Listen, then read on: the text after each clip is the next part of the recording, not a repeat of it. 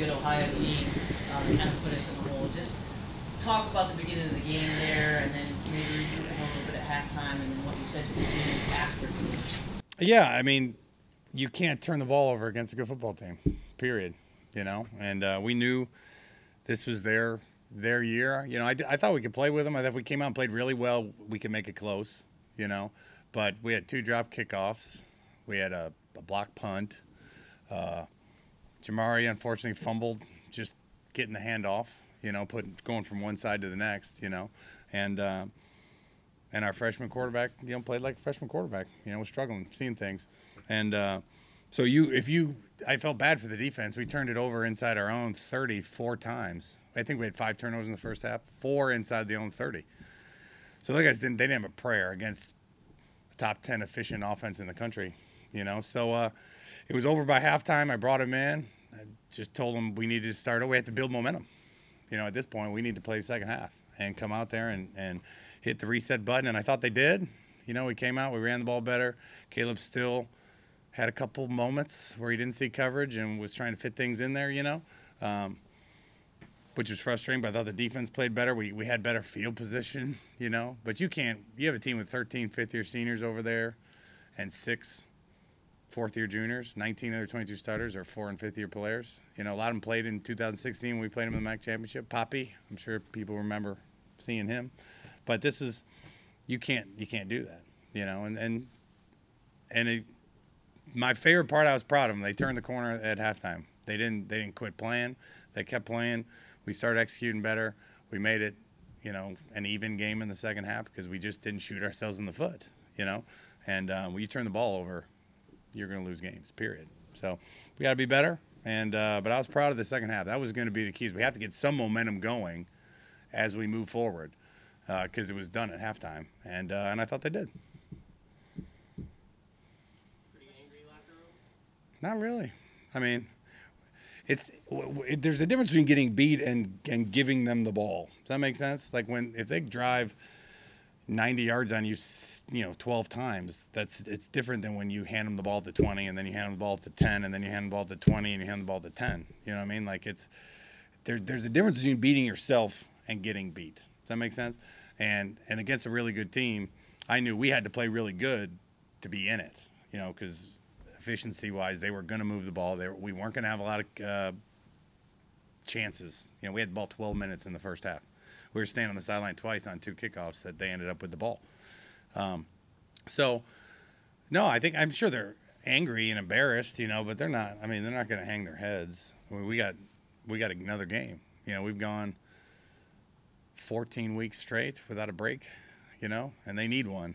We played 10 games in less than 10 weeks. So this is a good time for us to get healthy, and get back on track. We knew we were facing a good team. It wasn't like you had to play a good game to be in it. And we had a guy playing his first start, which I feel sorry. I mean, he'll get better. I lost my first 9. Zach lost his first 11, I think. And we were red shirts, so we had already had a year of college football practice in front. We weren't 18, we were 19, So things were happening fast. He made a couple nice throws. When he's committed to a throw, he's a really talented kid.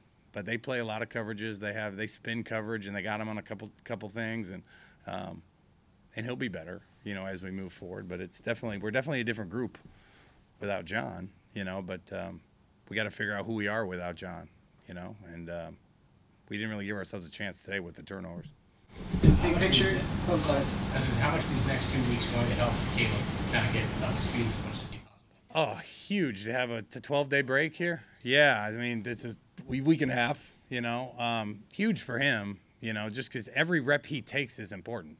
That's why I kept him in there at the end. I put the 2s in. I was like, you need every snap, even if it's a handoff, where you're faking cadence and you're dropping the back and you're moving the tight end. Like, these are things that are going to sneak up and get us one time just because you haven't done it much, And I think his dauber's up. He knows. I just try to continue to tell him the situation he's in, and he needs to relax and play loose. And I've never, what freshman quarterbacks do. Unfortunately, I've been around a lot of them. Is they'll have a good game, and then they'll do a couple. I mean, it happens. Hopefully I can get him to have like a whole good game if I can put him in the right position over and over again. When we don't get down and we're not having to be too aggressive on third downs, if our third downs can stay in the 3rd and 3 or less range, and we have the offensive line to do that, we can be efficient with him. Because when he gets a matchup, he can throw it. You know, he threw some really nice balls today. It's when we catch him, we has to read coverage. I mean, there's not a lot of 18-year-olds that are going to come up against, 6 fifth-year seniors, and they're hiding one coverage and they're dropping the other way. And they caught him on a couple blitzes where if he would have just seen it, it would have been an easy completion for him, And but this would be huge. Every rep he gets. This was a good week for him because he just got more reps than he did as a 1 instead of a 2. I think he's got a bright future. It's hard to ask an 18-year-old to go in there and do it. Coach, I know it's a little bit different that you lost 2 straight to start the year, and now you guys lose 2 straight back-to-back plays. So Yep. how are you trying to flip that script again?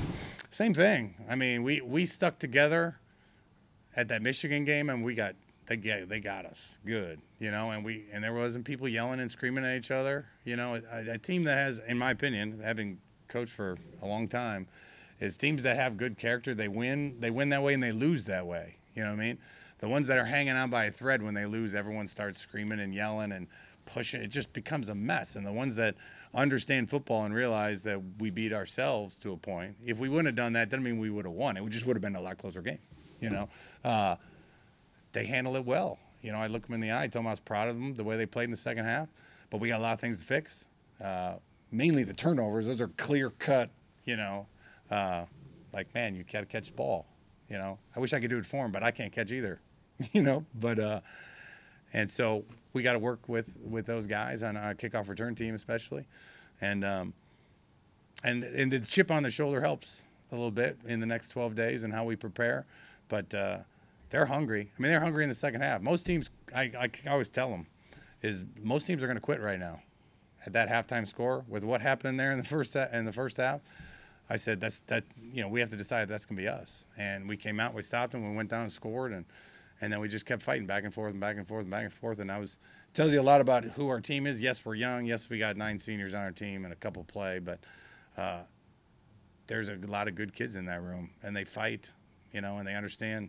So I'm proud of that part, but we got work to do. We got to play better, and I got enough talent around our 18-year-old quarterback that we got to get more production out of him. We got to take care of the ball. Slow starts are something that this team has kind of had to go through this season. Obviously, you guys went down and got in field goal range today. Mm-hmm. But how much of a concern is that for you? Not. I mean, we always want to start fast. We've had a couple games where we've gone 3 and out and gone on and scored. I think 4 or 5 times we've had perfect starts, and then 4 or 5 times we've struggled at the start. So I don't think it's a huge deal. We are talking a lot about how we warm up and how we come out early, and I don't see we've had a couple games like that, yes, but we've had a couple games we've come out firing, like Georgia State and what was the other one? We went like 5 games in a row where we went 3 and out and scored, which is like the perfect start for me because John Kenoy won 6 calls in a row. He's like Rain Man when it comes to the coin toss. It's when we're at home and the other team gets to call it. It's the only time he's lost is when the other team calls it. When he calls it, he's 100%. It's amazing. He told me today if they pick tails, they're going to win. Ohio picked tails.